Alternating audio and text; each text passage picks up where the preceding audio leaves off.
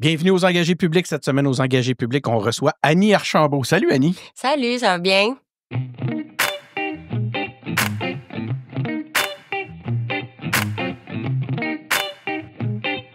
Nous sommes engagés Public. Donc, c'est ça, on reçoit Annie Archambault. Annie, d'habitude, je reçois beaucoup de politiciens aux engagés publics. Mais là, on est réunis parce qu'on travaille ensemble, entre autres, depuis un petit moment sur un projet pour le réseau Solidarité Itinérance du Québec. On aura l'occasion d'en parler, mais c'est dans le cadre de nos échanges pour ce projet-là. On se fait, ce serait le fun que tu viennes aux engagés publics parce que tu es quelqu'un de très engagé. Je pense que ça fit avec notre ligne éditoriale. Puis aussi, tu, comme influenceuse, comme créatrice de contenu, Oui. de voir comme ça que tu amènes justement ton engagement là-dedans, ça, moi, ça m'intéresse particulièrement. Fait que c'est un des éléments aussi que je voulais qu'on parle. Absolument. Ça va me faire plaisir d'en parler. Bon, OK. On va faire un petit... écoute, c'est drôle parce que je prépare toujours, évidemment, une entrevue, puis là, je peux lire... Il faut que je lise sur toi, puis ça, j'ai préparé un petit dossier, puis j'utilise l'intelligence artificielle pour m'aider. Ah, OK. J'ai utilisé ChatGPT, j'y ai donné à manger plein d'articles sur toi, puis tout ça, des entrevues, puis j'y ai demandé, tu sais, de me faire en une phrase. C'est intéressant. Ouais. J'y ai demandé de me faire en une phrase. Il a marqué: sa parole est à la fois radicale, lucide et profondément ancrée dans le vécu. Ah, c'est un beau compliment! Hein? Oui, c'est un beau compliment. Je suis C'est absolument radicale. Je suis absolument... En fait, c'est drôle parce que c'était une de mes questions. Je dis, tu l'assumes-tu, toi, ça, radical, quand? Hey, puis je me gère. Je veux dire, je me gère parce que j'irai encore plus loin dans ce que je voudrais dire. Les gens ne sont pas prêts à entendre vraiment ce que j'ai à dire. Puis quand on parle du radical, on voit ça vraiment négatif aussi. Je pense, quand on dit radical, les gens associent ça à violence. Les gens associent ça à elle n'est pas ouverte à la conversation. Et c'est un fait, je suis pas tant ouverte à la conversation d'opinion dans le sens que il y a des choses qui, pour moi, ne pas être un non débat. Négociable. C'est non négociable. La vie des gens est non négociable. L'humanité des gens n'est pas négociable. Le respect. Tout ça, pour moi, c'est non négociable. Donc, je suis très radicale dans ce sens-là. Puis, je pense que vraiment, les gens, ils voient ça négativement. Absolument. Là, le tone policing sur ma page, il est là de me faire dire, genre, comme, ton message, je l'aimerais vraiment mieux s'il y avait des fleurs, puis s'il y avait des papillons. Mais tu sais, je parle des gens qui meurent dans les ruelles tout seuls. Je vais pas faire du flafla, tu sais. Puis si ma façon de faire te rentre trop dedans, c'est que j'ai bien visé. Oh, ça, c'est un signe. Ouais. Quand tu as des retours puis tu sens que ça a fait mal, tu te dis, j'ai dû toucher quelque chose. Je viens vraiment challenger tes valeurs. Moi, je suis la fille qui apparaît dans ton écran puis qui est comme, hey, c'est vraiment de la merde penser comme ça. C'est pas humain penser comme ça. Puis après, les gens le prennent mal, tu sais.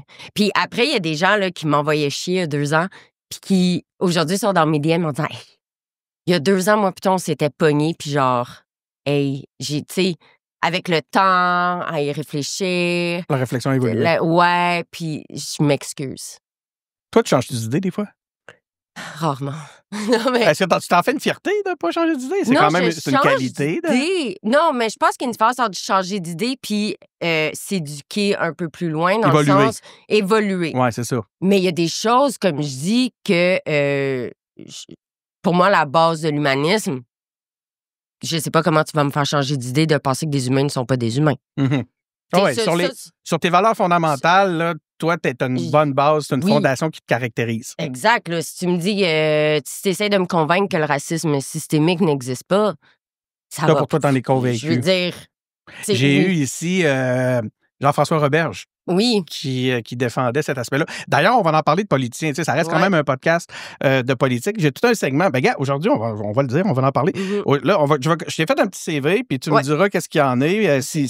Encore une fois, si mes recherches, même assistées par l'intelligence artificielle, sont bonnes. Ensuite, On ne reviendra pas beaucoup sur ton parcours parce que j'ai vu que tu as fait beaucoup de podcasts où tu expliques ton parcours. Fait que allez les écouter. Oui, c'est ça. Allez écouter. C'est pas un secret. C'est ça, allez écouter ces podcasts-là si vous voulez tout en savoir plus sur le parcours de vie de Annie, qui est fascinant en passant. Là, c'est une grande partie de ce qu'elle est. Puis vous allez voir, on fait quand même des liens. J'ai aussi un volet, évidemment, sur tes valeurs. Puis là, ça a commencé fort. Hein, c'est le fun parce qu'on a pu déjà échanger sur ces aspects-là. Mais je vais t'amener sur... on va parler de certains propos de politiciens. Parce que j'ai eu cette chance-là, comme tu sais, de faire des entrevues avec des politiciens, plusieurs. Puis, tu sais, je les avais en tête. Puis c'est dans différents... Encore, c'est pas toujours dans le podcast, les engagés publics. C'est dans d'autres podcasts aussi que j'ai fait parce que je suis producteur de podcasts. Puis, je suis allé chercher des citations que je me souvenais. Puis, j'aimerais ça t'entendre réagir. C'est toujours relié ouais. C'est toujours relié à ton domaine d'activité, à ta spécialité. As-tu une spécialité? Ou ça s'est imposé? Je pense que sur TikTok, ça va être l'itinérance. On me connaît comme la personne qui discute d'itinérance, mais dans les faits, dans mon métier, je ne suis pas seulement en contact avec des personnes en situation d'itinérance. Donc, je travaille aussi avec des travailleuses du sexe, les personnes marginalisées, des personnes qui consomment des drogues par injection, inhalation, et il y a des personnes qui consomment des drogues par injection, inhalation qui vivent dans des tours à condos. Donc, moi, mon métier, c'est la réduction des méfaits. OK. Je fais de c'est intéressant, je savais pas. Exact, je fais de la livraison de matériel neuf et stérile. T'es pas obligé d'être dans la rue. Je fais de la livraison chez les gens de matériel. As-tu déjà consommé? Oui, j'ai déjà consommé. Oui, ça se demande. Puis d'être en contact comme ça avec des produits de consommation, des outils de consommation, est-ce que ça te... Comment tu fais? Je pense que les gens y assument que je suis sobre aujourd'hui parce que j'ai la vie qu'on associe à la sobriété. J'ai jamais dit que j'étais... j'ai jamais dit que je consommais plus dans la vie. Est-ce qu'aujourd'hui, puis je l'ai déjà nommé dans d'autres podcasts, on a...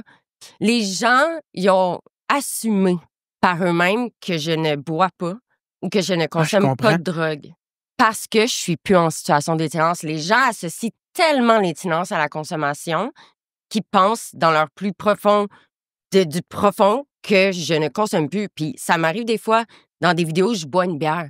Comment ça, tu bois? Tu consommes. Tu consommes. J'ai jamais dit que j'étais sobre. Ouais. Quand est-ce que j'ai dit ça? Mais tu sais, d'une consommation qui t'amène à vivre des grosses problématiques, ce que je veux dire, c'est de continuer à te retrouver dans des environnements et même de manipuler des objets liés à la consommation. Est-ce que ça c'est comment tu fais pour pas te... je sais pas, avoir des cravings ou te sentir à risque dans un contexte comme celui-là? Ça dans ma consommation, mais vraiment. Sinon, tu sais, moi, j'ai commencé comme père aidante en intervention alternative. Puis oui, il y a eu des moments au début, quand j'ai commencé, il y avait des moments plus difficiles. Tu sais, puis on m'a appris à me retirer. Tu sais, on a appris à dire, t'es pas obligé là, de te challenger à ce niveau-là pour être intervenant. T'as des techniques. T'es pas obligé de... Puis avec le temps, c'était plus un challenge pour moi. Puis je suis plus non plus dans ma vie en ce moment, je suis pas dans une période que j'ai envie de consommer. Tu sais, c'est pas... T'es pas à risque. Je consomme de temps en temps, comme un peu tout le monde dans le social. Pour ce qui est comme qu'on va étiqueter la drogue, c'est drôle, tout le monde pense que je fume du pot. Moi, pour moi, le pot, c'est trop fort. Je suis incapable. Mais pour tout ce qui est autre drogue, les autres catégorisent comme plus fort, tu sais, ça m'arrive là, de temps en temps dans l'année, genre, mettons, 4 fois par année. Je consomme avec des amis ou en lieu de party ou whatever, et ça me va. Puis après, j'ai des drogues que je sais qu'il faut pas que j'aille là. OK, je comprends. Puis c'est ça aussi de la réduction des méfaits. C'est qu'est-ce qui a le moins d'impact sur ton travail, sur ton quotidien, sur ton day-to-day life, ta capacité à payer ton logement, ta capacité à payer ton épicerie, etc. C'est ça aussi de la réduction des méfaits.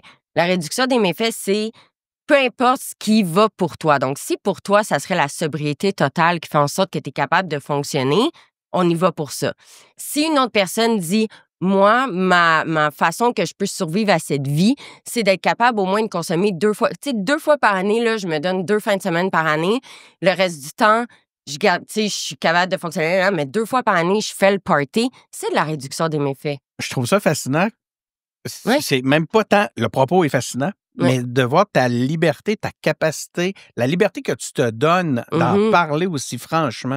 Parce que combien de monde, par année, par jour, dans notre vie, on rencontre qui sont dans fort probablement dans la même situation que toi, puis qui n'ose pas le dire, puis que jamais il le dirait, puis que même que s'il osait, si ça se savait, il risquerait d'être shamé, puis tu sais, d'être stigmatisé publiquement. Non, je ne pourrais pas être sobre. Je pourrais pas. Oui, parce que tu sais ça, parce que t'es Mais humaine. j'aime ça, prendre une petite bière après avoir travaillé comme tout le monde, mais on associe l'itinérance à la conso, et donc on associe que je ne bois pas ma petite bière après le travail.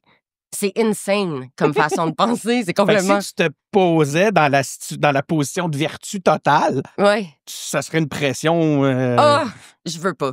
Ça m'intéresse pas. Écoute, encore une fois, j'ai chiré, mais de toute façon, on va parler aussi de ton métier d'influenceuse. Oui. Ben, en tout cas, de ton métier. Tu me le diras. Si c'est un métier, pas tout de suite, on en reparlera. Selon les impôts, pas encore, là. Fais attention, tu vois,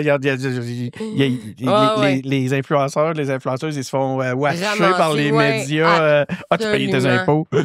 Mais c'est que je fais pas assez pour que ça soit un métier, tu sais. On en parlera tantôt. Je veux juste revenir à ton CV parce que tu as déjà ouvert la voie. Bon, tu as un baccalauréat en travail social. Non. Bon, OK, ça commence fort. Là, je vais probablement que dans toutes mes affaires, je vais me faire... J'ai même pas mon secondaire. Oui, j'ai entendu dire ça, c'est vrai. T'as pas ton français. Ça vient de où, cette affaire-là, d'abord? T'as un diplôme en travail social? Non. Ben voyons, comment on arrive dans ton métier comme ça? Dans le fond, moi, comment ça a fonctionné? Experte de vécu. Oui, et aussi de la formation. Il faut qu'on soit clair. Pendant 3 ans, j'ai été formée, j'ai eu des certifications. Écoute, pendant 3 ans, c'était obligatoire qu'on fasse une formation par... pendant un bout, là, c'était par 2 semaines. Après, c'était par mois. Puis là, de faire des certifications. Dans le fond, moi, j'ai été engagée comme père aidante en intervention. Excuse-moi, tu l'as dit tantôt. P-A-I-R-E. Un père. Oui, OK, comme OK, peer review. Puis, t'es engagé selon ton vécu. C'est ça qu'ils veulent. Puis après, ils vont te jumeler avec une intervenante qui a seulement des études. Donc, ils prennent quelqu'un qui a du vécu, qu'ils le met avec. Puis pendant 3 ans, t'es formé. T'es pas sur le terrain. Il y a une belle combinaison de théorie et de vécu. Exact. Okay. Mais adjacent à ça, t'es obligé de faire des formations. Puis là, c'est pas tous les programmes de paraidance qui fonctionnent comme ça. Moi, je te parle de celui où j'étais.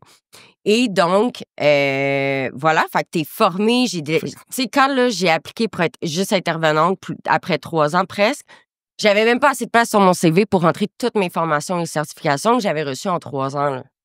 Donc, tu as eu, c'est ça, tu as quand même eu une panoplie de formations. Ça veut pas dire que l'école, c'est une complémentarité. Fait qu'on était complémentaires, l'intervenante seulement école et la paraidance. C'est juste que la paraidance, tu pourrais être paraidante toute ta vie. Il n'y en a pas de problème. C'est juste que pour être paraidant, je crois qu'il te faut encore un pied dedans puis un pied à l'extérieur de la réalité. Puis moi, à un moment donné, j'avais plus un pied dans la réalité. J'étais plus assez précaire, je consommais plus. Puis quand je dis plus, j'avais plus d'enjeux de consommation. J'avais plus... C'est un drôle de principe quand même. J'étais encore très précaire financièrement parce que c'est pas les meilleurs salaires, mais j'avais plus un pied dans la réalité des gens que j'aidais pour qu'on soit peur. Que ce qu'ils vivent, je suis en train de le vivre. Et donc... Écoute, les questions se bousculent. Là, puis là, je vais sauter de plein d'affaires, mais premièrement, je trouve ce principe-là vraiment intéressant. Puis, écoute, j'avais une question, puis j'ai eu 2 questions. Ma première question, c'est qui paye? Comment t'es payé par qui quand t'es père aidant? Par l'organisme communautaire qui m'avait engagé, qui a un programme de... Je pense que ça faisait 20 ans que ça existait, leur programme. Au début, là-bas, la paraidance avait commencé par prendre des jeunes de la rue, les jeunes punks, il y a très longtemps, et leur donner 20 $ pour aller se faire tester pour les ITSS. Ouais. Puis là, c'était comme, tu sais, puis demande à ton ami qui aille aussi se faire tester pour 20$. Puis là, la paraidance a commencé comme ça. Puis, finalement, on fait une activité avec les jeunes de la rue, les jeunes punks, puis on vous paye. Puis ça s'est développé. En 20 ans, ça s'est super gros développé. Puis finalement, où j'étais, c'est vraiment la meilleure école de la paraidance là, pour tout ce qui est formation.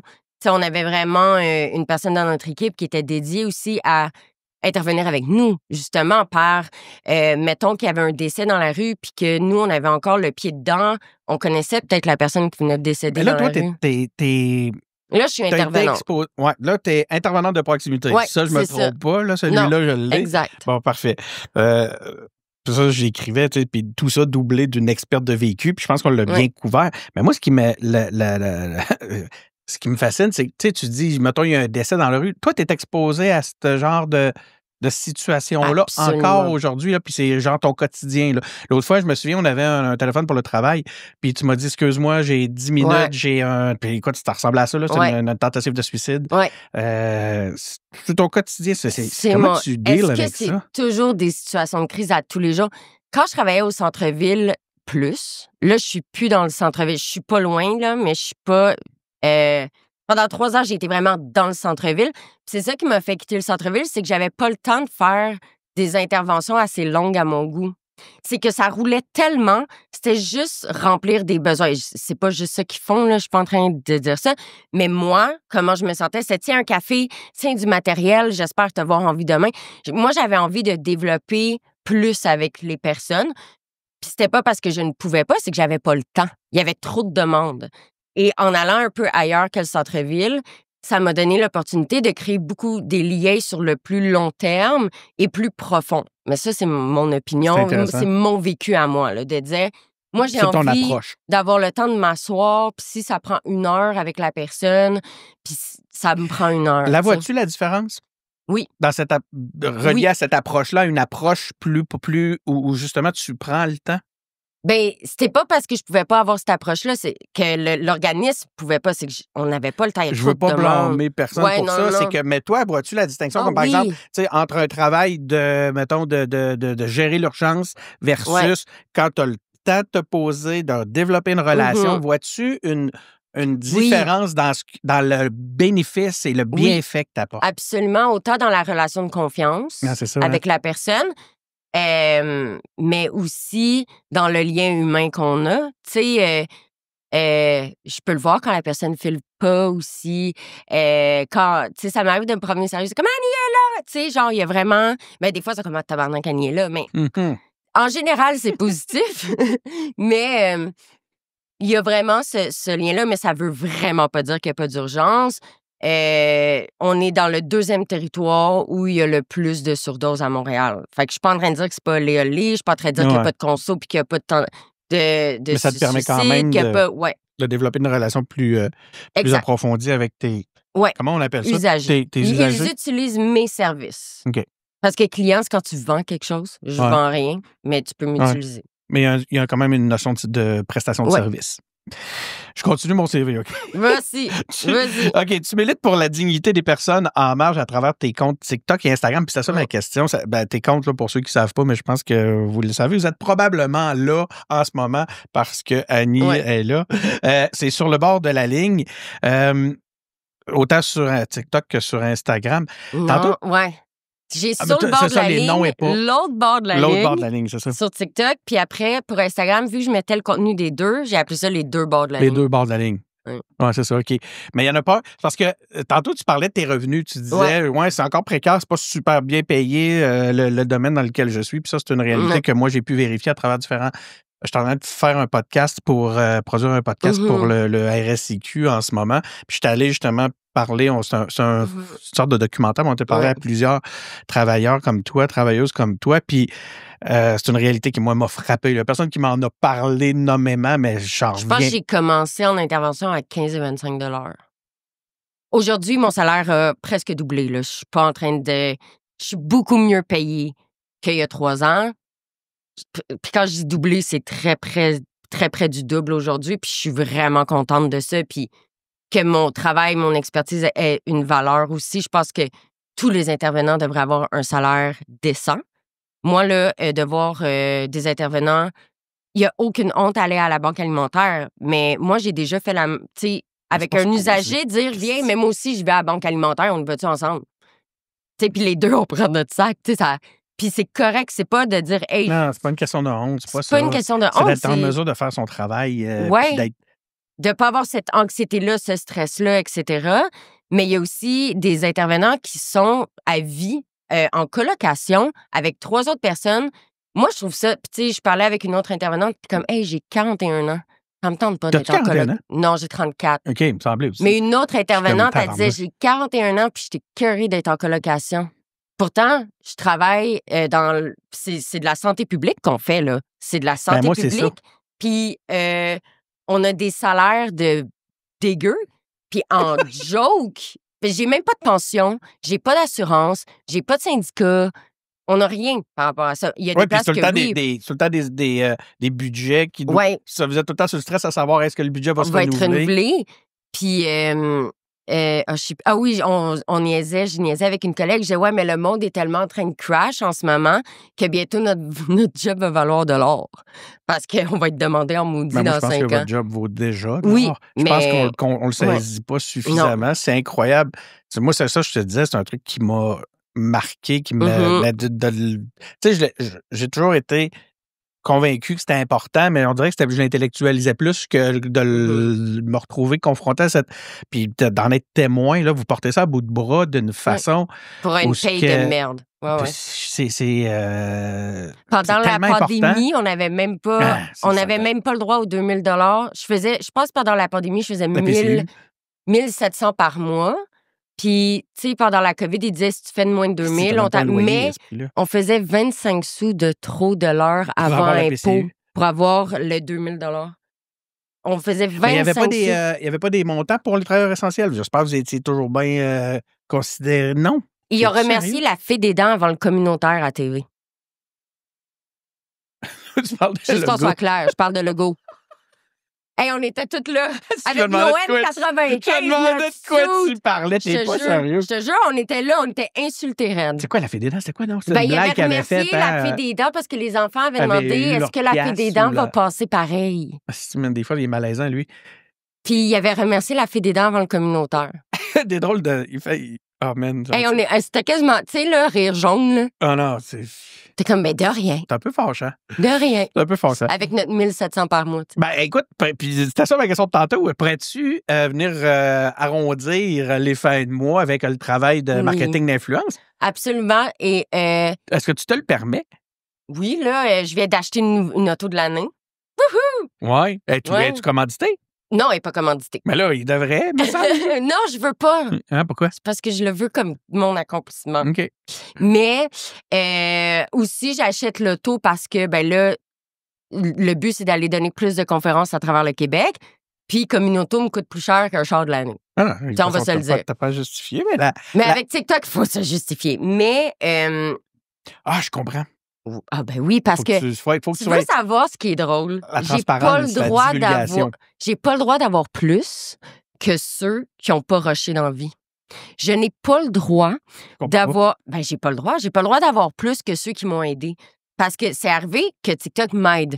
Au début, quand j'étais encore en très grande précarité, j'étais encore dans les logements pour aide pour jeunes femmes en difficulté là, à 25 %. Mais quand tu dis TikTok, tu parles de la marque ou des followers. Des revenus que tu allais chercher à travers TikTok? Les gens avaient fait un GoFundMe. Parce que je sais que tu as souvent des collaborations directement avec TikTok à Ottawa. Oui, exact.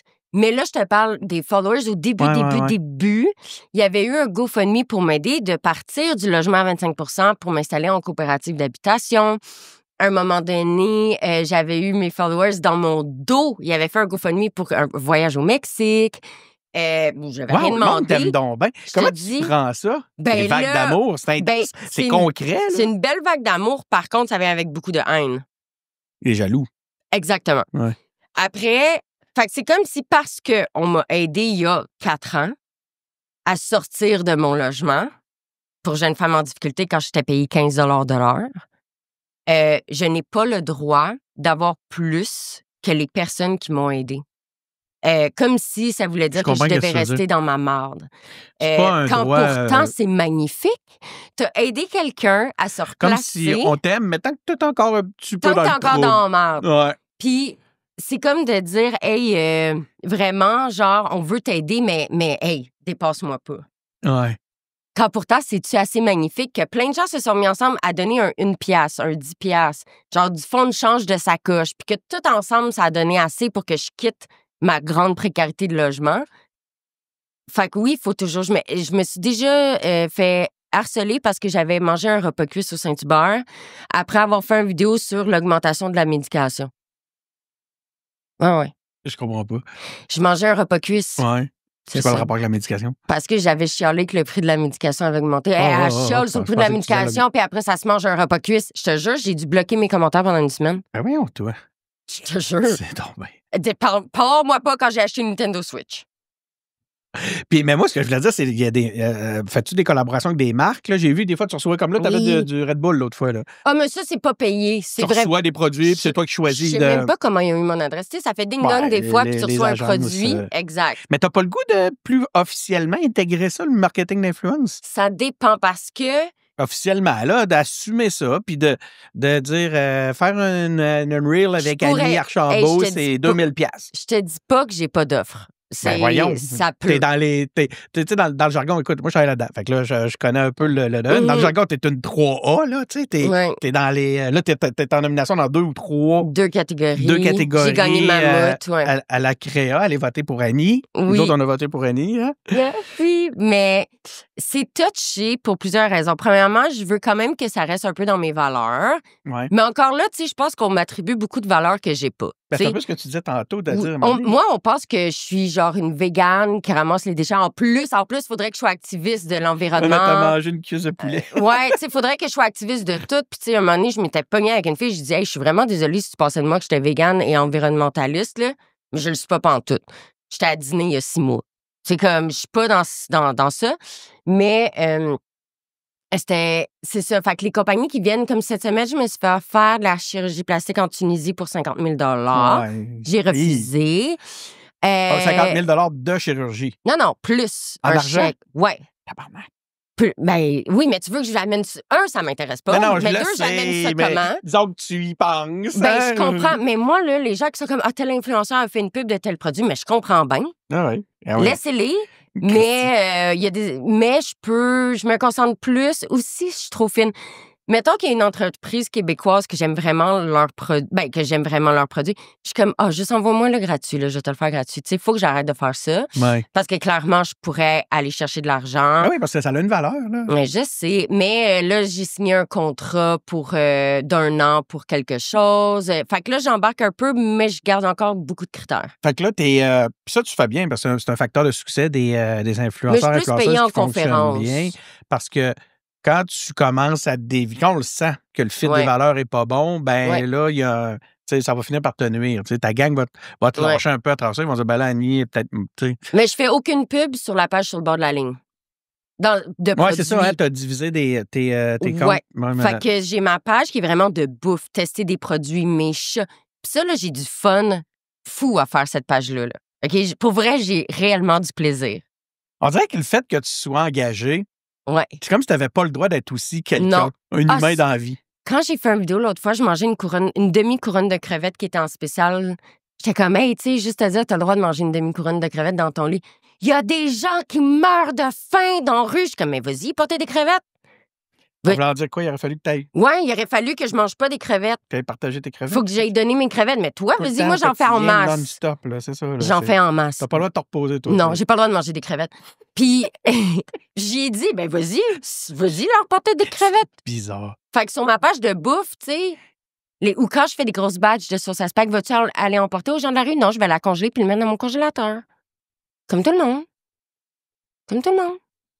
J'ai pas le droit. Là, ça fait une belle transition pour la suite parce qu'on est ensemble pour, entre autres... Bon, là, on travaille avec le réseau Solidarité et Itinérance du Québec, mais on n'est pas payé là, pour ça. Ce qu'on fait là, ça, c'est une idée qui est venue en parallèle. Il reste une chose, on va en profiter pour parler un petit peu de notre du projet qu'on travaille ensemble. Là, c'est le projet pour aller chercher 50 000 signatures pour que les gens supportent la déclaration commune. Il y a eu un rassemblement là, des gens du milieu en novembre 2024. Ça a donné lieu à la production d'une déclaration commune où tout le milieu s'est entendu sur des principes comme pour revendiquer des droits concrets et coordonnés. Il y a un gros volet sur les responsabilités, qui fait quoi, puis tout ça. Puis là, ça aborde cet aspect-là pour garantir le droit au logement, pour des services adaptés aux personnes en situation d'itinérance. Puis il y a un volet que je trouve super intéressant, c'est en les plaçant au cœur des décisions. Ouais. Moi, ça, je serais curieux de t'entendre là-dessus. Pourquoi c'est important que les gens en situation d'itinérance soient au cœur des décisions qui se prennent? Si tu te retrouves à une table de concertation et que les personnes concernées ne se retrouvent pas à cette dite table, lève-toi et quitte. Et sois très craintif des résultats trouvés lors de cette table. Tu peux pas décider ce qui est mieux pour un parti si ce parti-là n'est pas dans les discussions. T'as aucune idée qu'est-ce qu'il vit. Les experts dans le domaine de l'itinérance, ce sont les personnes qui vivent cette période-là. Après, tu as peut-être le communautaire, mais en premier, ça va être les personnes qui le vivent. Les gens infantilisent énormément ces personnes-là. Puis pourtant, là, ils ont plus de chances de survie que monsieur, madame, tout le monde. Là. Moi, je donne ma vie entre leurs mains s'il arrive quelque chose. Là, des experts de la survie? Oui. Moi, il arrive de quoi? C'est eux que je vais voir, là. Je connais les spots. Je sais qui aller voir. Je le sais déjà.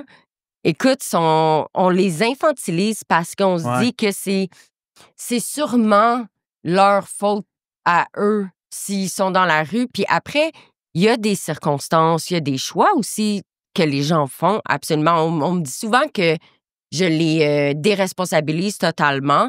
Non, c'est juste que je peux pas parler des cas par cas.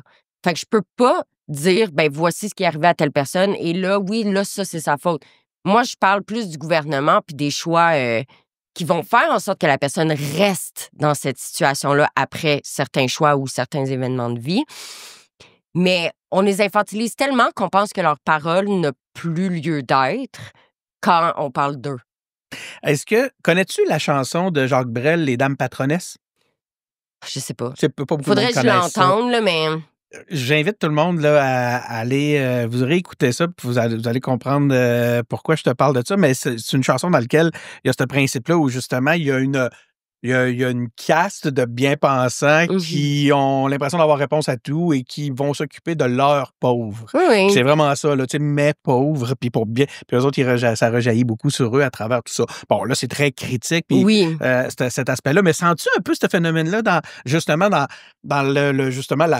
caste qui a choisi de régler les problèmes? Pas au niveau communautaire. Il y a de l'amélioration à faire. Mais je trouve qu'au niveau communautaire, de plus en plus, on veut vraiment inclure les personnes. Il y a beaucoup de conseils d'administration qui ont aussi une place pour une personne qui utilise leur service d'être sur le conseil d'administration de l'organisme. La paraidance est de plus en plus populaire, mais ça, il faut faire attention parce que je trouve que là, on utilise la paraidance et c'est devenu du cheap labor dans certains organismes. Ou dire, hey, regardez, nous, on a des paraidants. Même au niveau institutionnel, maintenant, la paraidance est là, mais à ceux que j'ai parlé, est-ce qu'ils sont bien intégrés sur notre paire de manches? Fait que, je trouve dans le communautaire, c'est mieux. Au niveau gouvernemental, j'ai aucune idée. Je pense pas qu'il y a personne qui a vécu de l'itinérance qui est dans les décisions, là, au niveau fédéral, provincial. Dans la presse aujourd'hui même. Là, aujourd'hui, on est l'enregistrement est le 26 avril. Puis il y avait un article justement qui parlait justement du fait que en politique, ce n'est pratiquement que toutes des gens qui sont dans le même... braquette d'impôts. Dans la même braquette d'impôts, exact, c'est ça. C'était ça le point, en fait. Mais tu sais, c'est quoi le poste, là? Je me rappelle plus exactement le poste, mais il me semble qu'on a quelqu'un à l'itinérance, là, à Montréal. Là. C'était l'ancien... Je l'ai déjà rencontré. Mais... Comme un coordonnateur, là? Il y a un poste, là, sur l'itinérance. Je me rappelle plus le poste, c'est con parce qu'on en parle tout le temps, mais il y a quelqu'un, là, qui est vraiment par rapport à ça à la Ville de Montréal. Mais as-tu déjà vécu dans la rue? Non. Mais en même temps, ça prend des talents de gestionnaire, c'est pas tout le monde. S'il n'y avait que des... Je sais que c'est pas ça que tu dis. Non, mais est-ce qu'il est épaulé par quelqu'un qui a vécu la rue? Est-ce qu'il y a quelqu'un à côté qui en parle? Parce que tu peux jumeler. Ça peut être aussi un duo, là. Ça le fun tantôt. Ça peut être un duo. Lui, il est bon là-dedans. Lui, il a le vécu. On les met ensemble. Bang! Complémentarité. C'est complémentaire. Là, c'est intéressant. Écoute, là, on a couvert plein d'affaires. Là. Je retourne à mon petit questionnaire. Je pense que je vais passer. Mine de rien, ça fait quand même 35 minutes déjà qu'on parle, puis je me suis laissé vraiment embarquer dans la discussion. Je suis vraiment content que tu sois venu ici là, pour faire ça. J'aimerais ça qu'on passe tout de suite, puis je reviendrai sur d'autres questions tantôt. Écoute, j'ai vraiment passé une série de questions. En fait, je veux te parler de la colère. On a parlé tantôt de l'aspect radical, puis ça m'amenait vers la colère. Je lisais ça dans certains endroits. Tu parles de colère des fois. Ma colère ou la colère? Ta colère. Je suis fâchée, mais oui, mais je suis une fille fâchée. Ah, ça, j'aime ça. Parle-moi de ça. Non, mais comment tu peux pas être fâchée? Moi, ça me rend folle. Les gens qui sont genre, calme-toi, je suis comme pour. Pourquoi tu voudrais que je me gère? Est-ce que tu vois ce que je vois? Est-ce que tu vis ce que je vis? est-ce que tu as vécu ce que j'ai vécu? Parce que si oui, sûrement là, que tu aurais mis, puis j'ai déjà dit, d'être dans mes souliers réellement, vous auriez mis le feu à l'hôtel de ville. C'est pas des jokes. Je me gère quotidiennement. C'est quotidien. Pas laisser traîner d'allumettes. Non, mais c'est pas une menace, là. Mais ce que je veux dire, c'est que il y a pas matière à se calmer. Il y a pas matière à être calme. Comme l'autre là, qui a dit à la mairesse, c'est pas le temps de crier, mais t'es malade, c'est le temps de gueuler. Je voulais te parler, c'est malade. C'est le temps de gueuler. Te souviens-tu ce que Bruno Marchand a dit à ce moment-là? Oui, il avait dit... Il avait dit, la colère n'est pas mauvaise, c'est une émotion légitime qui surgit en nous. C'est notre cœur qui vient dire qu'il y a quelque chose d'injuste et d'insupportable. Oui. Les gens réalisent vraiment pas ce qui se passe pour les personnes en situation d'itinérance, sur tous les aspects, là, que ça soit criminalisation, la santé. Moi, là, j'ai accompagné des gens qui allaient pas bien physiquement. Là, qui disaient, Annie, il faudrait que j'aille voir un médecin. Tu sais, ça va vraiment pas bien. Puis qu'on arrive chez le médecin puis que tout est blâmé sur le fait qu'ils sont en situation d'itinérance ou qu'ils consomment des drogues, pour que finalement, on apprenne qu'il est en stade terminal du cancer puis qu'il décède. Parce qu'on a tellement de jugements vers ces personnes-là, à la place que quand il y a 2 ans, j'étais allée au médecin avec, on dise, on va faire des tests plus poussés. On a dit, t'es dans la rue, tu consommes des drogues, c'est ça le problème. 2 ans plus tard, finalement, on est rendu au stade de cancer, puis stade final, ça se guérit pas, puis c'est pas une personne. C'est des centaines de personnes en situation d'itinérance. Sur même les femmes dans le système de santé. Tout est toujours blâmé sur t'es dans la rue dans tous les aspects. Catherine Fournier disait, puis là j'en profite pour passer dans mes extraits, Catherine Fournier disait que les droits des citoyens itinérants étaient pas respectés de la même façon. Ben non, on pense même pas que c'est des citoyens. Of course qu'ils sont pas... On oublie... Des fois, on me dit, est-ce qu'ils ont le droit de vote? Ben oui. Pourquoi ils n'auraient pas le droit de vote? C'est quoi cette histoire-là? Donc, déjà, il y a des gens qui questionnent cet aspect-là. Ah, mais genre 75 Il y a plus de monde qui pense qu'ils n'ont pas le droit de vote que de monde qui pense... Pourquoi? Parce qu'il n'y aurait pas le droit de vote. C'est pas à moi de poser la question, mais tu sais, c'est une question légitime que j'ai jamais répondu. Il y a une affaire comme aussi... par exemple, la vagabondage. Ouais. Moi, je connais personne. Non, mais moi, je ne sais même pas s'il y a des lois sur le vagabondage. J'ai eu une étiquette pour avoir marché sur le gazon quand j'étais dans la rue, puis ils sont venus me porter l'étiquette en char sur le gazon. Ben non. Je te le promets. C'est ridicule. Mauvaise utilisation des biens publics, mais ils sont venus en char. Ça, ils ont roulé sur le gazon, sur le bien public, pour te le donner, l'étiquette. Mais ça tu sais, il y en a plein de petits exemples comme ça. Au point de vue du droit, je serais curieux de t'entendre. Excuse-moi, je ris parce que c'est ridicule là-dedans. Puis aussi, ton attitude face à ça, il y a comme... T'as comme un regard... tu prends de la hauteur là-dessus, surtout maintenant, on dirait, puis tu regardes ça, puis... Il y en a un autre super populaire avec les gens en situation d'itinérance, c'est étaler ses cendres sur la voie publique quand tu fumes une cigarette puis tu tacs. Ça aussi, nomme-moi une personne qui a une maison qui a eu cette étiquette-là, toi. Je savais pas que ça existait. Ah oui, étaler ses cendres... Remarque, je comprends la loi, mais là, oui, mais quand tu taques, pas mettre son botch, là. Ouais. Taquer. Okay, ouais. Mais, ouais. Oh, shit. Ouais. C'est quand même bon, là. OK, attends un peu, je reviens sur certains aspects. Là, de ça là, c'est quoi qui te met le plus en colère? En ce moment, je suis tellement en colère que je suis comme plus en colère. Comme on dirait que... c'est la super pouvoir. En fait, c'est qui? Attends un peu. C'est Hulk. T'es comme Hulk. Oui. Comment tu fais me gérer ta colère? Je la gère pas, je suis permanent en colère. Ben, en fait, ce qui me tue en ce moment et qui fait que j'ai moins de plaisir sur ma page TikTok, si on regarde ma page TikTok par rapport à l'itinérance, je poste et je fuis. Je mets le vidéo puis je fuis et je me prononce beaucoup moins. Pas parce que j'ai plus l'énergie, parce que le problème, c'est que l'itinérance est tellement éclatée. Ça vient avec que la haine éclate. Les violences envers ces personnes-là ont éclaté. Les itinérants, les personnes en situation d'itinérance. Ben, les gens logés vont attaquer les personnes non logées. Donc, la haine envers ces personnes-là éclate et ça s'en vient dans mes commentaires, tu sais. C'est facile de dire, ben, ignore-les. Mais moi, là, ça me fascine ceux qui disent, puis là, je vais vous nommer des commentaires que vous ne voyez pas parce que ma page est très filtrée, mais les chambres à gaz, une balle dans la tête, c'est moins cher. Ça, c'est à tous les jours. C'est à tous les jours, puis on parle de moi. T'es en train de dire que tu m'aurais mis une balle dans la tête. Tu portes pas plainte? Je porte plainte quand que je crois que c'est une menace directe. Donc, tu sais, il y a déjà quelqu'un qui a dit « Je vais aller porter de la bouffe avec du poison à rat ». Ça, c'est des choses qui arrivent pour de vrai et ça, je suis allée porter plainte. Qu'est-ce qui les dérange? En fait, c'est drôle, là, j'avais une question. Qui pourrait être à leur place. Est-ce que tu sens que ta parole dérange? Je pense que tu viens de répondre. Là. Oui, mais c'est violent à recevoir ces commentaires-là. C'est extrêmement violent à lire. Mais en même temps, c'est drôle parce que c'est hypocrite en Christ. Sûrement que tu sais même pas, en fait, que j'ai été dans la rue à écrire ça. À dire ça à moi quand je suis en train de te prouver tout le contraire. Je suis en train de te prouver que ce que tu penses, c'est de la merde. Ouais. Puis les gens sont vraiment violents parce qu'ils ont peur de se retrouver dans cette position-là. C'est intéressant. Élabore-donc. Je pense qu'on déteste qu'est-ce qu'on... Tu sais, c'est comme les homophobes qui aillent les gays puis qu'on s'est rendu compte avec des recherches que les plus grands homophobes sont gays.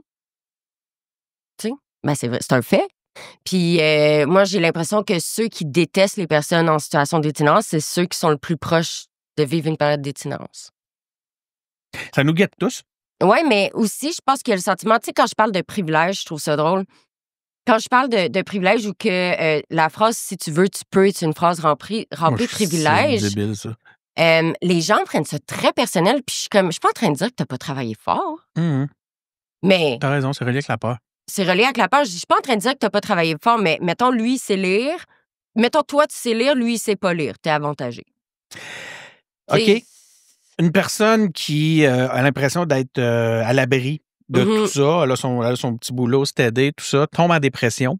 Elle passe à travers son chômage, son congé de maladie, ou en tout cas sa paye de maladie, tout ça. Elle sort de ses allocations, elle n'a toujours pas réglé son problème de santé. Elle tombe dans ses économies, elle vide ses économies, elle est encore en dépression. Elle peut pas aller chercher, elle peut pas avoir d'aide tant qu'elle n'est pas complètement. Puis la phase terminale de la dépression, c'est le suicide. C'est fou. C'est drôle, moi, je viens de travailler sur 2 projets, de prévention du suicide, puis c'est une phase, c'est la phase terminale. Comme un cancer, t'as une phase terminale. Comme le VIH, la phase terminale, c'est le sida. C'est intéressant. Il y en a qui mélangent encore VIH et sida, mais ça, c'est un autre affaire. Mais la phase terminale de la dépression, c'est le suicide, puis on pense qu'il faut que la personne se rende là, puis après, on fait « Oh non, on aurait dû l'aider. » Mais on va voter pour un parti qui va couper tout ça. On est en période électorale en ce moment, hein? Le 26 avril, on va voter bientôt. Qu'est-ce que je voulais dire? J'ai perdu le fil, mais c'est pas grave, je vais t'amener sur... On va continuer, on va me revenir avec un...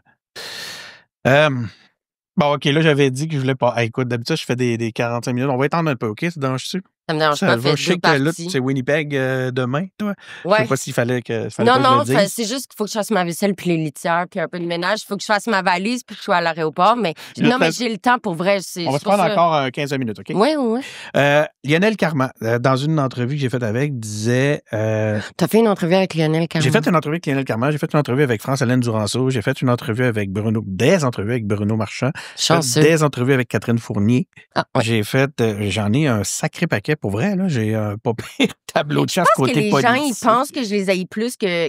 Ben, je les haïs tous, mais dans le sens que je comprends que c'est pas une job facile, tu sais. Il y a ça aussi. Je pense que les gens pensent que j'attaque pour attaquer. Tu parles des politiciens, là. Oui. Tu le sais que c'est pas personnel. C'est un job facile. C'est plein de doutes, c'est plein de nuances. J'aime ça le rappeler, moi. Oui. Moi, mais tu sais, il y en a plein qui veulent que j'aille en politique. Pour vrai, c'est insane. Puis à chaque fois, je suis comme, mais je peux pas parce que je pourrais pas mettre mes valeurs de côté comme ces personnes-là ont fait. Puis c'est pas parce que c'est des mauvaises personnes, c'est juste que c'est pas si simple. Mais tu sais, si t'allais en politique, là, mettons, chez QS. Le parti empathie.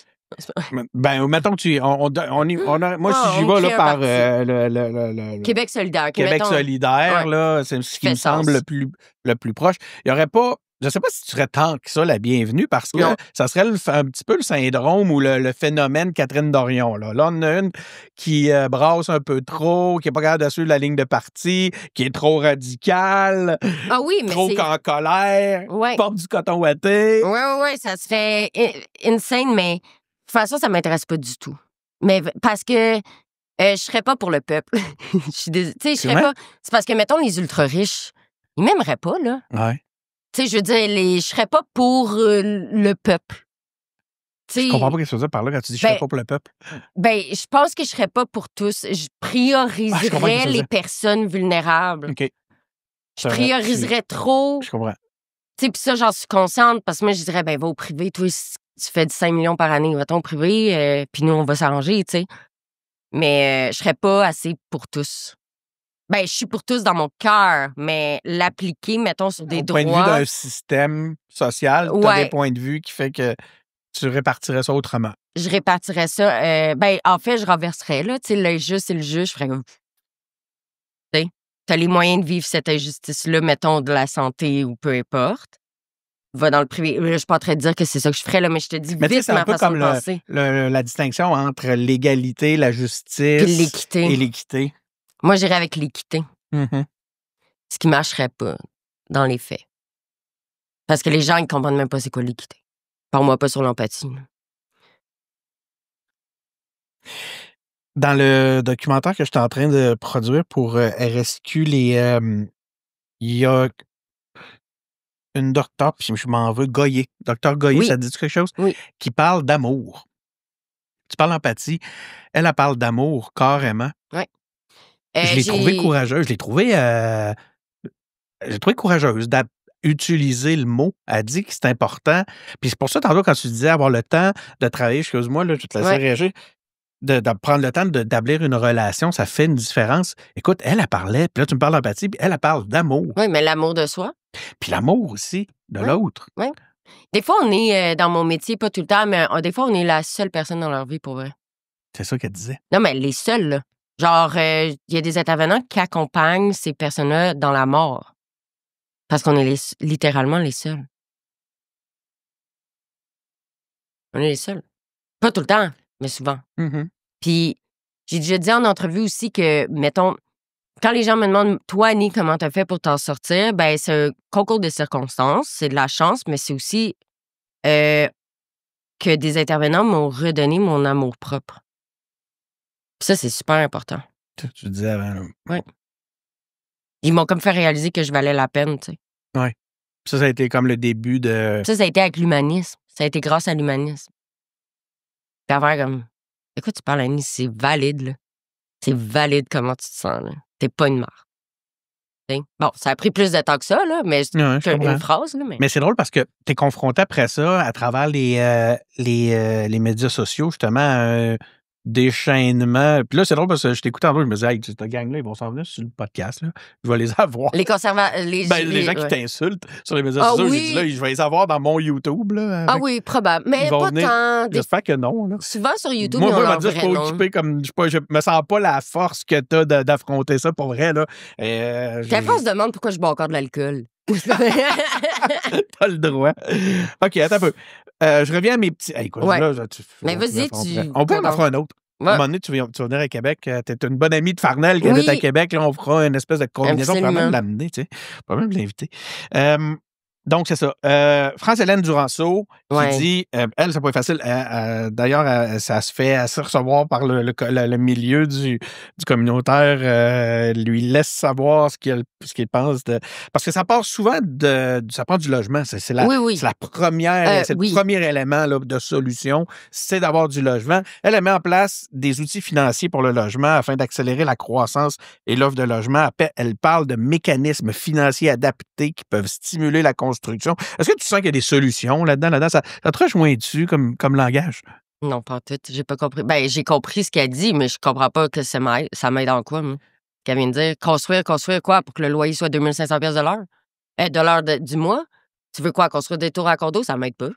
Il y a comme un phénomène là-dedans un peu de ruissellement où ce que les gens qui quittent des un petit peu moins bons loyers, qui vont vers des meilleurs, puis que à un moment donné, ça libère. Dans cette économie? Moi, je suis pas en train de le défendre. Je t'explique la façon qu'on me l'explique. Présente-moi ceux qui s'en vont vers un meilleur logement en ce moment. Mais tu sais, il y en a qui... Fait que là, ça donne... Fait que là, les logements plus accessibles, appelons-les de même. Ouais. Appelons-les de même. En fait, je suis une grande fan, moi, des coopératives d'habitation. C'est là-dedans que j'habite. C'est comme principe, ça. Ça a été créé après la Deuxième Guerre mondiale à la crise du logement.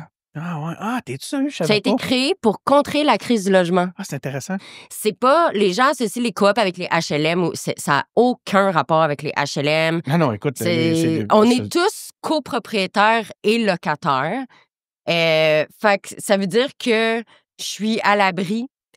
On n'est pas totalement à l'abri, dans le sens que qu'est-ce qui pourrait arriver, c'est qu'on fasse faillite. C'est un organisme à but non lucratif. C'est comme je savais pas ça. La coop a une certaine responsabilité de son propre, de sa propre santé financière. Oui, tu pourrais faire faillite. Je comprends. Fait que le loyer va être... Le loyer, dans le fond, comment ça marche, les coops, c'est que, mettons, moi, pour être transparente, mon loyer, il augmente cette année de 5 parce qu'on a réhypothéqué. Donc, tu sais, tous ceux qui sont comme, mais je dois augmenter à 1 000 par mois, j'ai réhypothéqué. C'est drôle, parce que nous, on a réhypothéqué. J'ai augmenté de 5 piastres.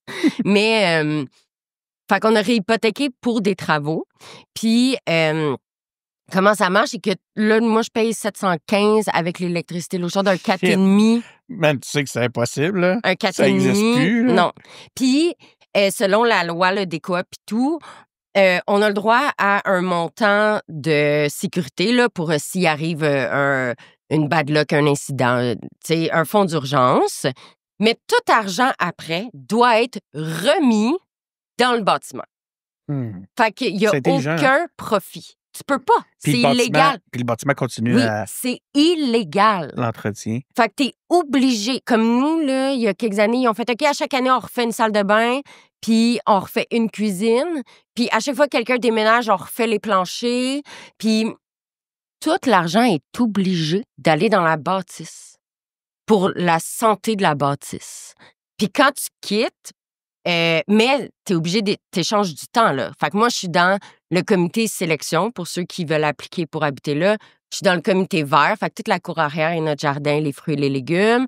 Je suis dans le comité social, donc c'est moi qui organise les 5 à 7. C'est comment la co-responsabilité? Ça se passe-tu bien? Ou... Nous, ça se passe bien. Je n'aime pas tout le temps ça, honnêtement. Les comités de ci, les comités de ça. Je suis comme... Ah oui, des fois, il y en a, on dirait qu'ils sont là pour se donner de l'importance, là, pour absolument. avoir du petit contrôle là, quelque part sur quelque chose dans leur vie. Puis je suis comme... Sauf qu'à 715 par mois, ça compense. Moi, te faire pousser tes poivrons, tu comprends-tu? Moi, t'es faire tes 5 à 7 de barbecue. Mais je suis chanceuse parce qu'on est une très petite coop. Oui, c'est ça, OK. J'habiterais pas dans une coop de 400 personnes, là, ça doit être le bordel. Nous, on est 2 bâtiments. Le comité, ça doit être... non, on est 2 bâtiments, un de 5 logements puis un de 6 logements. Puis on est connectés par le sous-sol. Je veux pas savoir où, là, parce que le monde va être porté du poison. Mais c'est dans quel coin? Juste que je comprenne. Dans Montréal. C'est dans Montréal. À 700 quelques piastres à Montréal, oublie ça. Oui, puis mais il faut que tu t'impliques. Faut que tu t'impliques. Comme là, on va rentrer dans une phase de travaux, là. Tout le monde est impliqué, là. Fait que t'as un trésorier, t'as une secrétaire, t'as un comité entretien, t'as un comité rénovation majeure, t'as un comité sélection, un comité vert. Puis... Fait que y a-tu une solution là-dedans? Oui, c'est vraiment d'avoir des logements à but non lucratif. OK. Bruno Marchand dit qu'il faut viser l'itinérance zéro. Ça n'existera pas. Ça n'existe pas. Le Housing First, je vais watcher ce que je dis. Le Housing First... C'est quoi ça, le Housing First? C'est de prioriser, de mettre les gens en situation d'itinérance en logement. C'est une bonne priorité. C'est relié, ça, là. Ouais. Quand on entend le terme viser l'itinérance zéro, c'est relié à ça. Ouais. Ah, OK, je connaissais pas ça. Parce qu'effectivement, ce qu'on entend souvent, aussitôt qui dit ça, en fait, lui, il a même des mots assez radicaux. Radicaux. Parce que, tu sais, quand il parle de ça, les gens lui disent, ben voyons, c'est impossible. Puis là, lui, il dit, ben si vous ne croyez pas à l'itinérance zéro, vous n'avez pas votre place, vous n'avez pas de place. Puis là, il nous parle justement de pays en Europe et tout ça, qui l'ont, la Finlande, je pense. Oui, mais c'est même pas le même système, là. Tu peux pas, tu compares des pommes et des oranges. On organise un atelier, Annie et Bruno Marchand. Non. Non, parce que, non. Je le porte pas tant dans mon cœur. Mais l'affaire, c'est plus que ça n'existe pas l'itinérance zéro. Ça n'existera jamais. Il y a l'itinérance cachée. Fait qu'est-ce qui fait dire qu'en Finlande, il n'y a pas de l'itinérance cachée? Là, arrête. Et aussi, ce qui fonctionne pas en ce moment dans le Housing First, puis je vais te donner un de mes exemples de mon vécu. Le premier logement qu'on m'a donné quand j'étais dans la rue, tu fais « Wow, Annie, un logement, c'était un 1,5. Je payais 178 $ par mois. » Ça, c'est le Housing First. C'était infesté de coquerelles. Ma porte de four ouvrait sur mon lit. Et quand je te dis infesté de coquerelles, j'allais dormir dans des hébergements pour personnes en situation d'itinérance parce que c'était horrible. C'était insalubre. J'ai appelé puis j'ai dit, je retourne dans la rue, j'en veux pas de ton logement, t'es malade. Fait que le Housing First, t'as les comptes dans quelle sorte de logement tu mets ces personnes-là. Le Housing First, tu peux pas prendre une personne, le mettre entre quatre murs puis dire... Mais je dis ça parce que je dis que j'aimerais ça parce qu'en réalité, je serais curieux de l'entendre réagir à ça. C'est pour ça que je dis que j'aimerais ça. Et genre, là, en ce moment, j'aimerais ça qu'il soit là. C'est que je suis trop fâchée pour... Pour avoir parce que j'aimerais ça entendre le pour et le contre de ces aspects-là, mais pas être le téléphone entre les deux, parce qu'honnêtement, moi, je n'ai pas la... Tu crées des échecs avec le Housing First. Tu crées des échecs aussi. Je suis pour puis je suis contre. Je suis pas dans le... Faut pas faire du logement. Tu te rapprocher une petite affaire, le micro, juste pour... Je suis pour puis je suis contre, dans le sens que c'est une très belle idée, mais ça n'arrivera pas. Puis, on peut-tu créer aussi... de pas en faire une priorité, d'en faire une priorité parmi plusieurs priorités. Parce que le Housing First fonctionne. Ça fonctionne pour certaines personnes. Mais tu sais, quand je l'entends parler de ça, puis écoute, je veux pas, là... non. Moi, je l'aime beaucoup, c'est pour ça. J'aime beaucoup Bruno Marchand. Puis, c'est mon maire, c'est le maire de Québec. Puis, quand j'entends parler de ça, je l'entends... Moi, j'avais pas l'impression que ça n'était que l'aspect de créer de mettre les gens dans des logements de force, là, peu importe la qualité du logement. C'est pas de même que je l'en... Tu sais, il y a une espèce d'équilibre dans son discours entre la prévention, les soins, l'accès aux soins, les droits, tout ça. Puis c'est pour ça que là, j'essaie de voir un peu c'est quoi ce truc. Je connaissais pas ça, moi, le Housing First. Mais je pense qu'il y a aussi ça, effectivement. Mais je suis pas en train de dire, c'est que je pense que j'ai pas envie, c'est pas l'individu que j'apprécie pas, c'est certains discours. Puis après, c'est correct, il faut de tout pour faire un monde. Hey, je suis pour ça aussi, là. C'est comme, mettons, les centres de désintox hyper fermés, hyper religieux, que moi, tu me paierais 5 millions puis je te ferais une journée, mais ces programmes-là fonctionnent pour d'autres. Puis ça, je vais pas cracher là-dessus.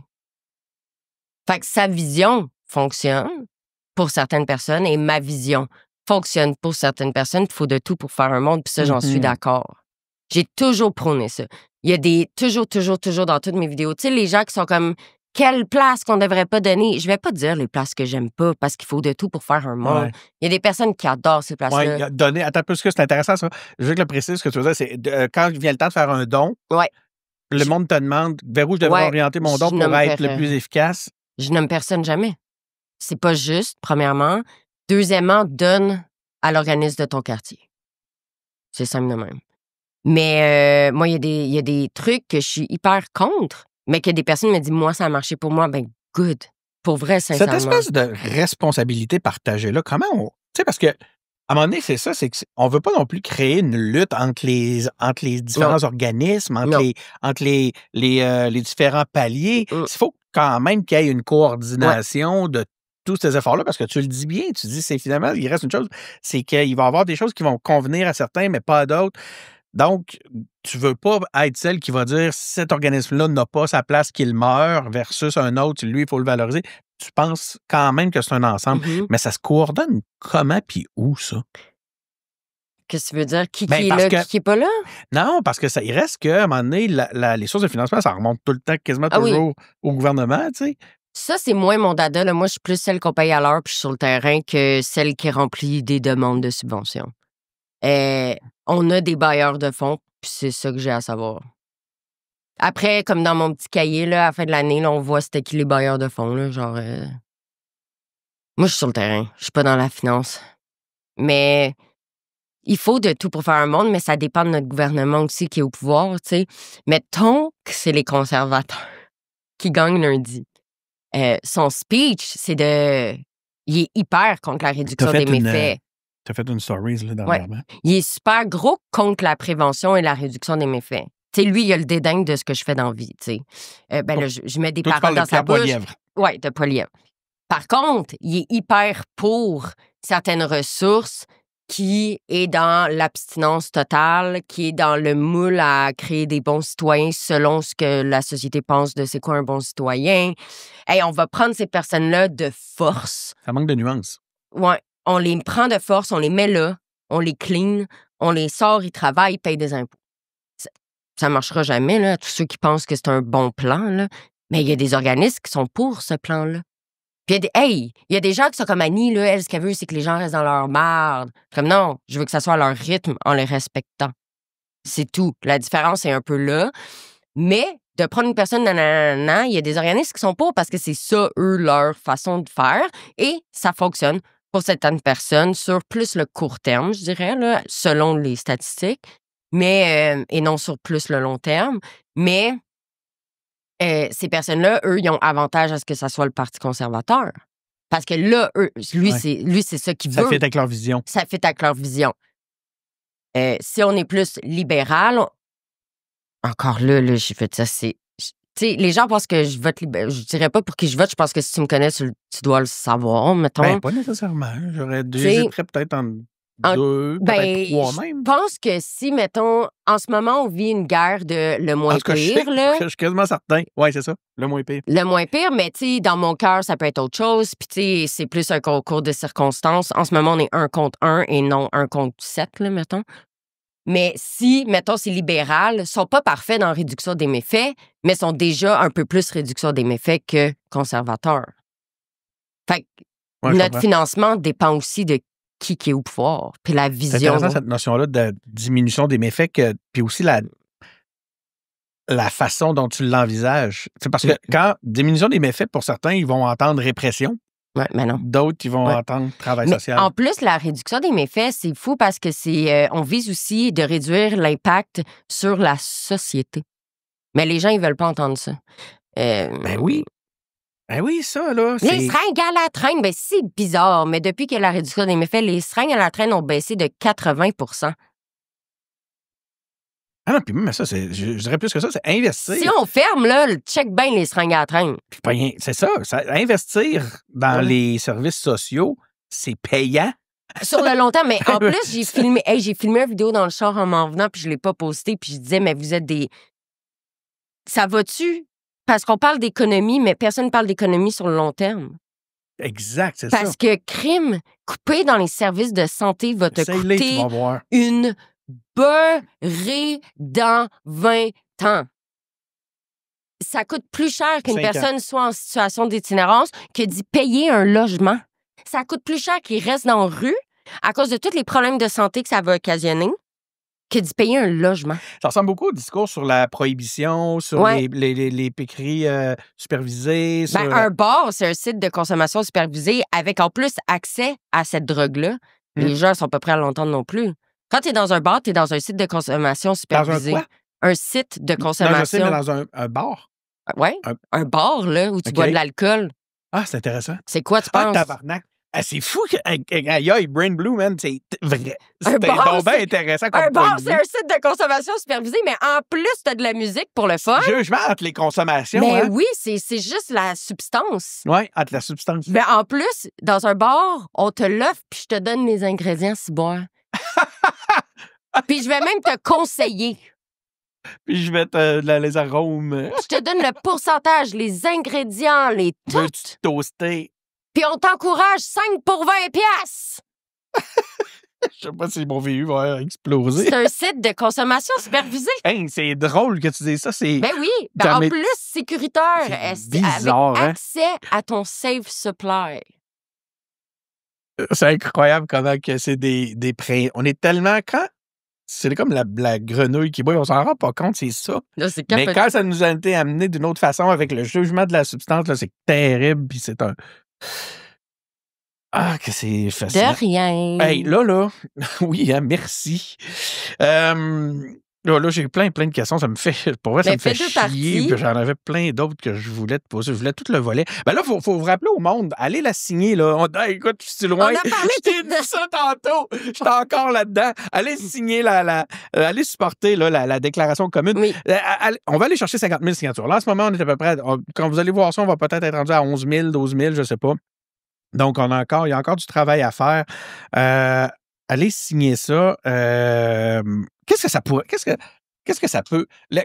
On présente cette notion-là des fois, là, puis je pense que tu l'as vécu parce que tu as fait des publications sur tes médias sociaux pour inviter les gens à aller signer. Puis tu t'es fait dire...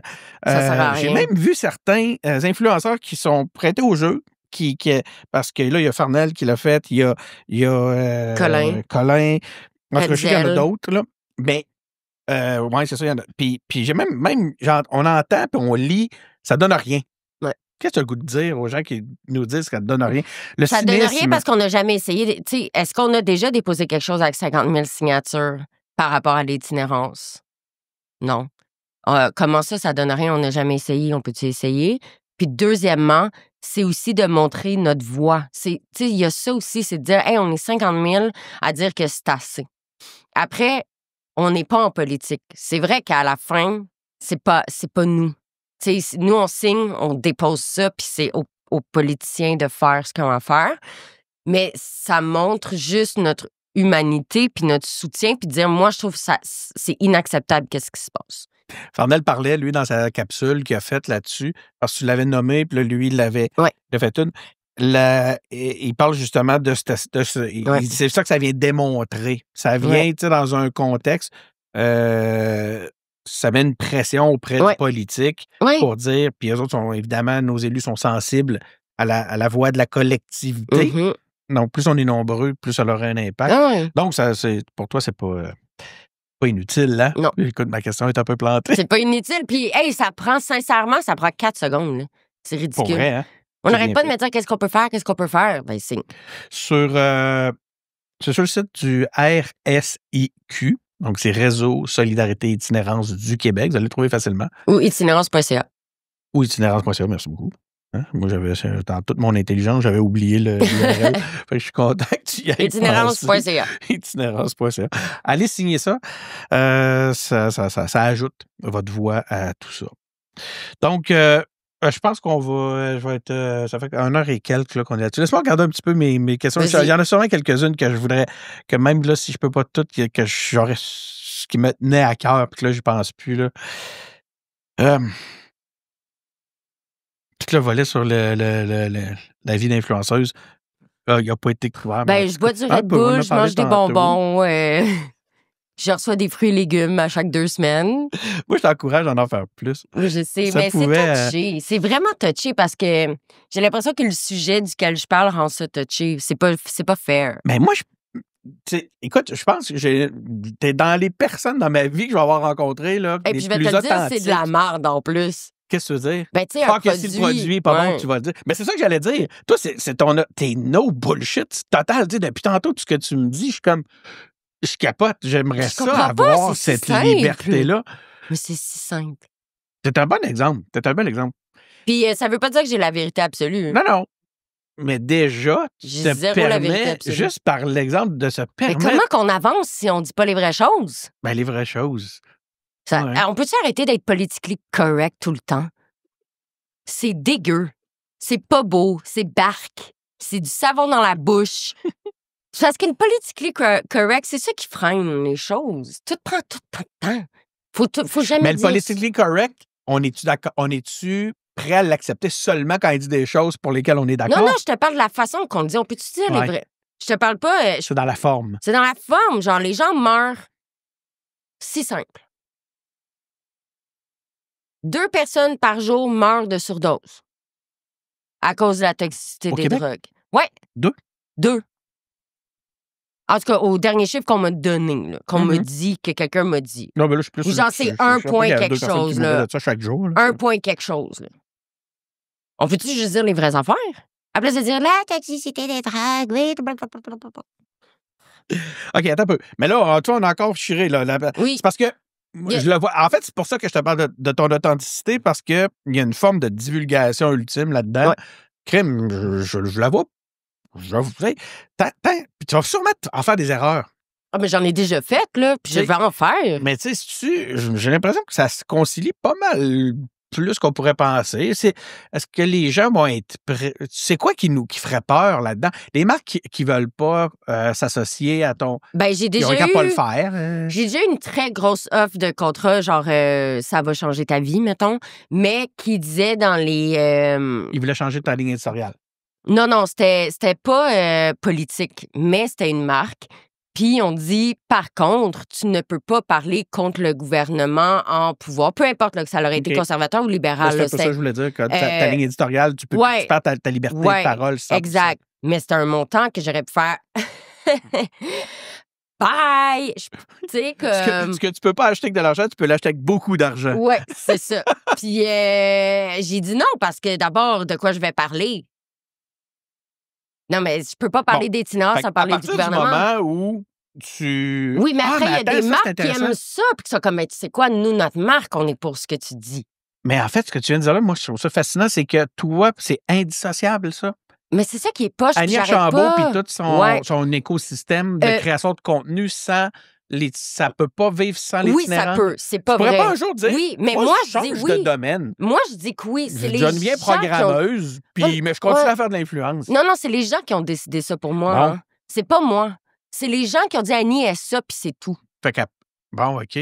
Même dans le communautaire, là. Donc, ça te donne pas envie?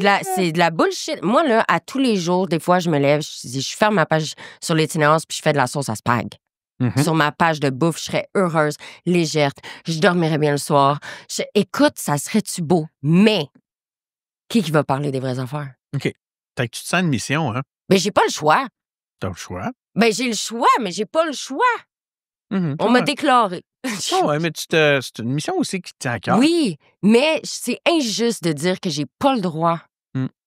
Après. C'est pour ça que je dis, moi, fais-le. Va donc chercher un revenu complémentaire. Cette année, je me suis dit, fais-le. Là, les marques, là, vous écoutez ça, vous voyez bien là, qu'il y a plein d'avantages à vous associer à ces valeurs-là. Crime. Même affaire avec Murphy Cooper, par exemple. Oui.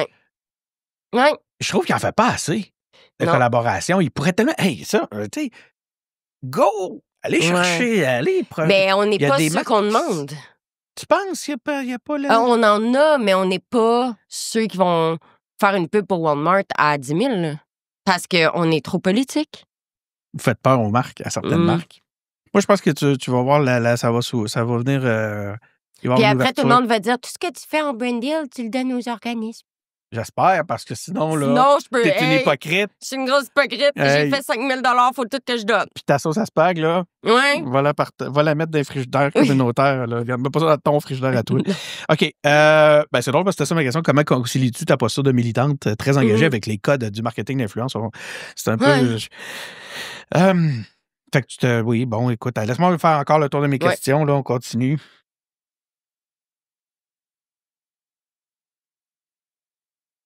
Gros silence, on n'a pas ça d'habitude. Vous n'aurez pas ça à la radio, des silences comme ça. Profitez que vous êtes dans un podcast.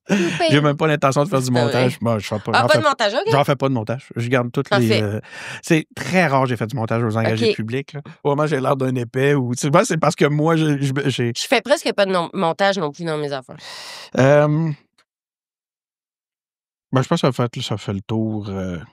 Ah non, tu sais, en dernier. En fait, je vais te poser 2 questions. Je vais te demander pour les politiciens, je vais te demander pour les politiciens et les influenceurs. Il y en a-tu quand même un, là? Puis j'ai vu que la politique, là, c'est toujours sensible. Mais il y en a-tu un politicien ou une politicienne qui t'inspire? Manon Mancé. Non, je savais, je l'avais lu. Mais je vais te dire pourquoi, mais moi, la première fois que j'ai rencontré Manon Mancé, j'étais pas aidante en intervention. Je faisais même pas mes TikTok, là, où ça venait de commencer. Je l'ai croisé à maintes reprises, Manon Mancé. J'ai plus de doigts pour dire combien de fois. Jamais avec des caméras, ou très peu, sauf si c'était vraiment une grosse affaire, là. Mais dans des sous-sols d'église, à écouter ce que le communautaire a à dire, à arrêter à chaque table de chaque organisme, prendre un pamphlet, demander, prendre les gens dans leurs bras, comment ça va sur le terrain. Pas de caméra, là. Ça intéresse au monde pour vrai? Pas de flafla, là. Moi, j'ai connu Manon Mancé comme ça. Qui est là dans les soupers à Spag, pas de caméra, pas de photo. C'est même pas dit qu'il était là. Voilà. Point. Si simple. Y a-tu un influenceur ou une influenceuse que tu admires? Tu sais, je vais dire, OK, est-ce que je peux dire un grand secret? Ben oui. Moi, là, on me demande souvent en entrevue, c'est qui que t'écoutes le plus? Puis pour être honnête, moi, j'écoute des vidéos d'animaux sur TikTok. Des chats? Oui. Des chiens, des chèvres, des bœufs, des girafes. Non, mais pour vrai, tu sais, comme j'adore Michel, j'adore Farnène, c'est des gens full proches. Michel Hood. Oui. Mais tu sais, mon contenu, il est très animaux, bouffe, animaux. des fois, du drama aux États-Unis, une influenceuse a dit ça contre l'autre. Ça, c'est vraiment... Tu sais, pour m'endormir le soir, là, plus c'est des vidéos de 12 minutes de « Jessica a dit sur Martin ». Moi, j'écoute ça, là. Je suis pas tant là. Tu sais, moi, des fois, j'ai ma meilleure amie, elle adore le drama québécois, TikTok.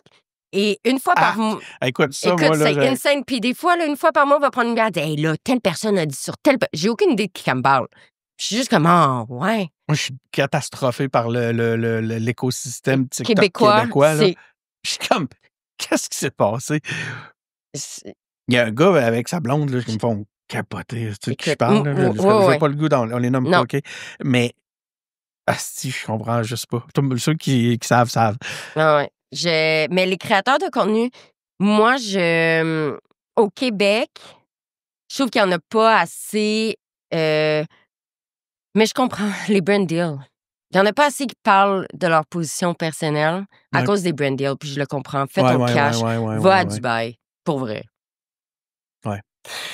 Merci beaucoup, Annie. Mais merci à toi. D'habitude, j'ai une conclusion. Là, je l'ai oublié. Écoutez-nous. J'avais un paquet d'entrevues comme ça.